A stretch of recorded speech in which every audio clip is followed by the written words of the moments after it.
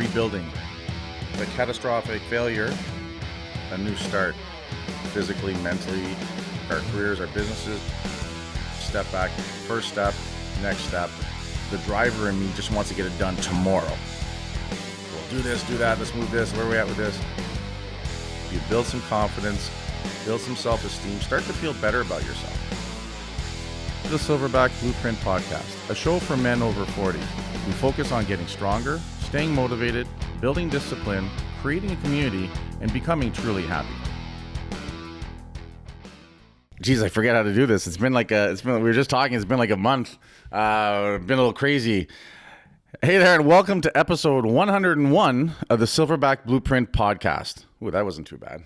I had to think about that for a second. Yeah, it's been crazy. So luckily we record a few of these ahead of time. We try to keep 20 to 30 episodes in the queue, if you will, for exactly this reason, to maintain some consistency and for our followers and stuff. Because I know even for myself, the other podcasts I follow after I listen to this one is consistency is super important because you get used to it and you want to hear them and they're part of your day-to-day. You know, some people listen to them on the way to work. Some people listen to podcasts when they work out, part of their rituals, whatever it is.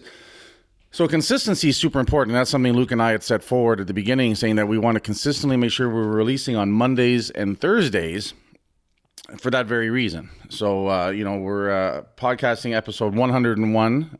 It's May right now. You'll be hearing this sometime mid-June. But normally we're probably six weeks plus ahead. And just for some stuff going on, the gym has been crazy. The brand has been crazy. Things are great, but life gets in the way like anything else. So I still read and do my rituals every morning, and I actually write down the different things I want to do when something strikes me for a podcast. I have a separate little journal for that. So it's always on our minds. We're always working on it, but with life and all the cool stuff happening, there's going to be times where we just can't get to it. So super important for us that we maintain that inventory and we keep going so that we can be super consistent. So enough about that. Today I want to talk about self-deception, our biggest lie. And I think there's something that, it's a quite common thing. And I think we do it to protect ourselves. And I think we do it sometimes because we start to believe a little too much of our own bullshit. And I think it's important to remember that the moment that we think we know, we just know, or we already know, or we think we know everything about what we're working on or what we're experiencing, I think that in itself becomes the biggest attraction to keep improving. Because the moment we feel we know, we don't listen anymore. We don't take in the information. How many times have we been in a conversation with somebody and they're trying to make a point and we're like, yeah, I know. But you know what? When we're doing that, we're shutting down that communication with that individual because maybe what they're trying to tell us, we don't know.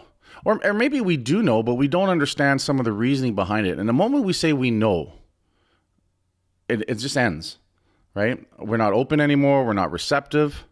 We're not communicating effectively, especially if it's going on in a communication. That whole, I can finish that person's sentence for them. Well, sometimes that's true, but a lot of times it's not, right? And then we miss out. We miss out on what's really being tried, what the message really is, what's trying to be said, what that person is trying to get across. The hardest part in communicating is listening, being quiet enough to hear what's being said, but also to see what's being said and how it's being said. There's so much in those other aspects of communication that we lose if we're already shutting off, saying that we know. Now let's take it to more specific to what we like to talk about here, to self-improvement and self-development. The moment we think we know everything on a subject, we stop learning. And teaching an old dog new tricks.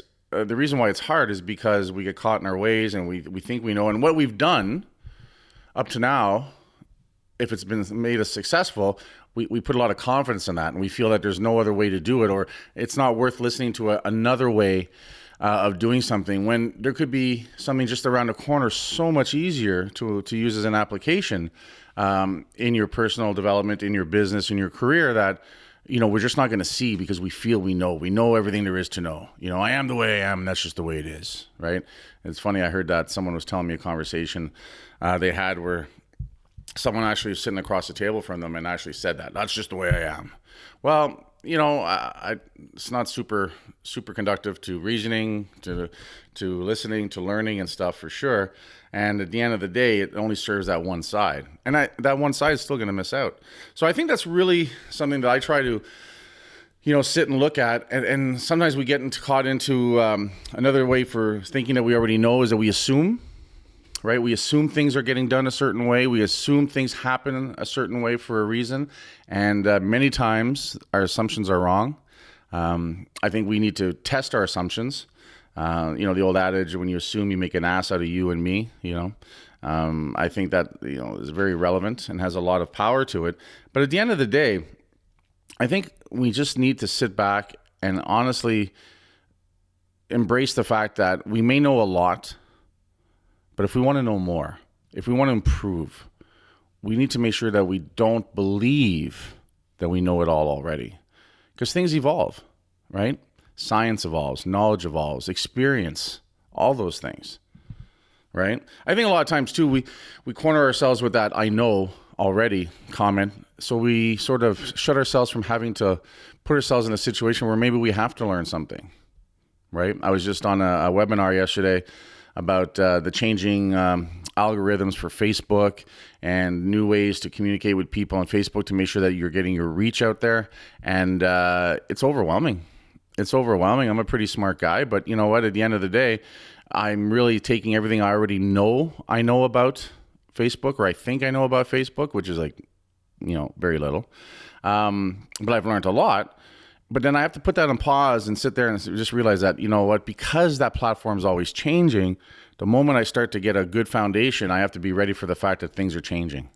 So it's always evolving, right? You need to be ever evolving. And I think that's really the message for life, for ourselves, is we need to always be evolving. We always have to be open to different things, or else, we'd be doing the same 5 exercises we did in the gym 30 years ago.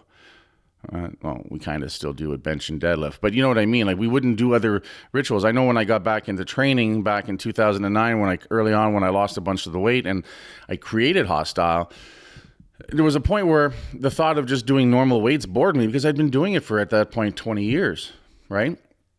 And then, with the use of all of a sudden kettlebells and body weight exercises and sandbags and stuff that I'd never done before. I always joke I sold kettlebells for 4 or 5 years before I actually ever used one.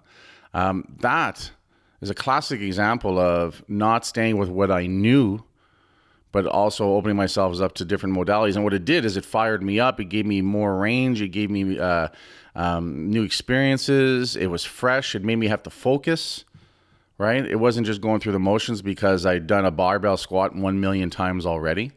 Right? I was learning this new activity and this kettlebell was flying around and I was getting gassed and, my head was spinning, but at the same time, you can't let it go and you're trying to perfect a move. It was amazing. And really, that's one of the catalysts that launched Hostile itself, Hostile Conditioning and Hostile Gear. So had I really sat back with that, I already know everything there is to know about training, we wouldn't be sitting here today. We wouldn't have the brand that we've got going on right now. I wouldn't have the community that we've built and that's growing right now. We wouldn't have this podcast. I wouldn't be in this place where I am personally, which for me is a much better place than where I was 5 years ago and 10 years ago and 20 years ago, right? So again, it's that really making sure that we never get stuck in thinking that we already know, right? We may be aware, we may have a lot of information, we may have a lot of experience, but don't get caught in I already know. Stay open, see what's out there, be receptive, right? And it's work, guys. I think that's the other thing too, like we talked about. It's work. But at the end of the day, I think we're worth it. Our development is worth it. Our sense of trying to become happy and true to ourselves and create the best version of ourselves. The only way that's going to happen and continue to happen is forget about that whole thing is I know. Turn it around to I want to know more. And I think that would make it very powerful. Guys, that's all I have to say on that for now. As always, work hard, motherfuckers, and head on over to Hostile Gear, where you will get a 20% discount for using the code word Silverback. And I'll talk to you guys later.